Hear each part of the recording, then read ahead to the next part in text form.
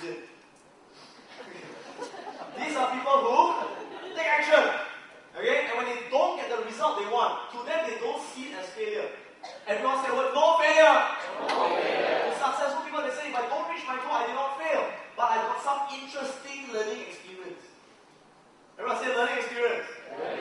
We're going feedback. And the feedback is, hey, my strategy is not working. It's not that I'm lousy, it's not that I cannot do it, it's just that my strategy is not working.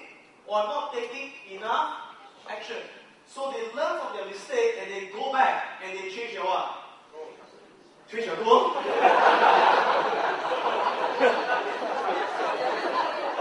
Sometimes. They change their strategy. And if that doesn't work, they change it up. If it doesn't work, change it up. Doesn't work, change it up. Doesn't work, change it up. They keep changing their approach until what? Until they find a way that works. And as a key, we say they do whatever it takes until they succeed. Okay? If you look at any successful person, do you think they go through that? Yeah. But very often when we look at someone succeed, we look at the end result. And we say he's so lucky, he's so intelligent, he was in the right place at the right time. But we don't see the years of him going through all the experience, being rejected and not working out. How many have heard of this guy called Simon Wu, for example? You know who? He used to be known as Singapore's Bill Gates, right? He started creating technologies. One of the most successful companies in Singapore, though now not doing very well. But I think he will manage to succeed in the end, going against Apple, right? But again, did he use this formula? Simon Wu came from a rich or poor family? Very poor family, right? But again, when he was because he was poor, he had hunger. And one day, at a very young age, he said this, I'm going to be a millionaire. That was his target. Alright? And because he had that outcome in his mind, he behaved differently from other kids. When he was in Ngee Ann Poly, when all his friends were just playing a fool, hanging around, what he did? He set a target for himself. He said this, he said, I'm going to create and sell 100 million units of a new technology. He had no idea what he was going to sell. But he said, I'm going to sell 100 million units or something. But because he had the outcome, he came to, what can I sell, what can I sell, what can I sell? Boom! He got the idea. When he was in Ngee Ann Poly, he said, you know what? I'm going to build Singapore's first multi-billion computer. It's called the Cubic 99. How many have heard of the Cubic 99? Only 4 people. You know why? Because it failed. That's why I never heard of it. But he came up with this idea called the Cubic 99. And what he did was this. He had to find a strategy. So he went to model other computers and say, well, how can I make it better? And he took what? He took action. He started to build a prototype. And did he have any money? No, he was broke, right? So what happened was, after he graduated, he worked for someone to save up all the money, and with a capital of $5,000 over, he started creating technologies. And he launched his computer in the market called the Cubic 99. Was it a success? No, it was a huge failure, right? No one bought the computers, lost a lot of money. But at that point of time, guess what? Did he say, I failed? Did he say, I'm not proud to be a businessman? Did he say, I'm a stupid idiot? He said, no, you know what? I got learning what? Experience. I just got feedback. And what he did was he said, why did people buy? So he started doing a lot of surveys. And he found out that people said, your computer is too complicated for its time. It's too expensive and too complicated. It's ahead of its time. So what he do? He went back to change his strategy. The next idea again failed.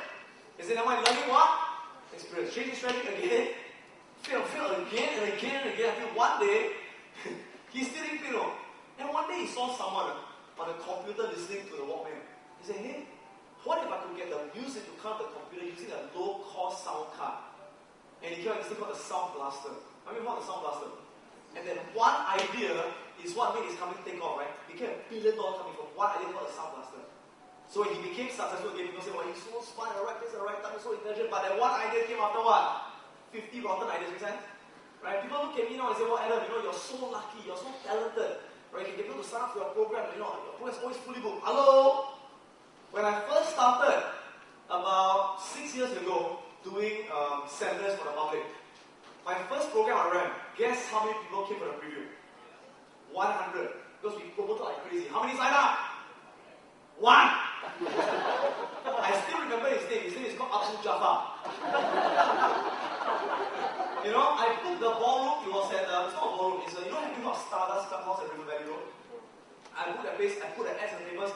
Got 100 people down. I went in there to do the preview for my patterns. I said, sign up to change your life, learn how to succeed. One person signed up. Then when one person signed up, did I lose a lot of money? You bet. So when I lost a lot of money, some of my partners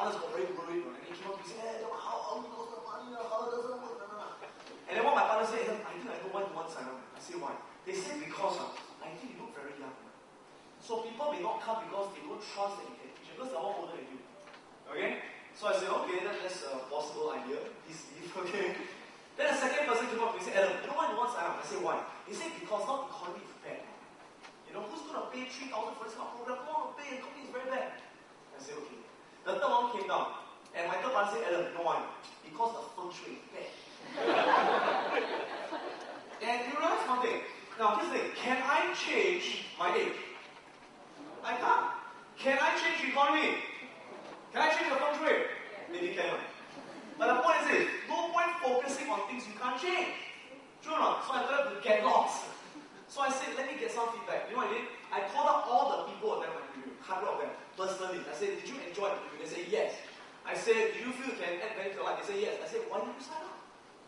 And from all the feedback I got, the main reasons to sign up, and you know what I did sign up? First reason was, they said there was no urgency. They said you go and think about it after they forget, right? Second reason was they were afraid it would not work. The third reason was they thought it was too long. See, when I first launched my program, right, it was about 4 consecutive days. Okay, over weekdays. Okay, this is take 2 days of leave. Right? So once I got the feedback of it, the next period I changed my strategy. I did a few things. Number one, money back guarantee. So it doesn't work, full money payment. Attend the whole program, it's okay. Alright? Second thing I told them, create a sense of urgency. Sign up tonight and you get a what? Discount. Third thing, I restructured the program such that what? It only took up 1 full day. What about the next preview? Sign up right now. And I started changing strategy until I am where I am today. Does that make sense? Right? Today, a lot of people say, Adam, you're so lucky, you can make so much money in the stock market. Hello, you know how much I lost last time? And I'm going to tell you this program how I lost it, the stupid mistakes I made when I knew nothing about investing. Is that okay, guys? Alright? So, take the learning experience, go back and change your strategy. Okay? So, the third group. Learn from experience. Change your strategy until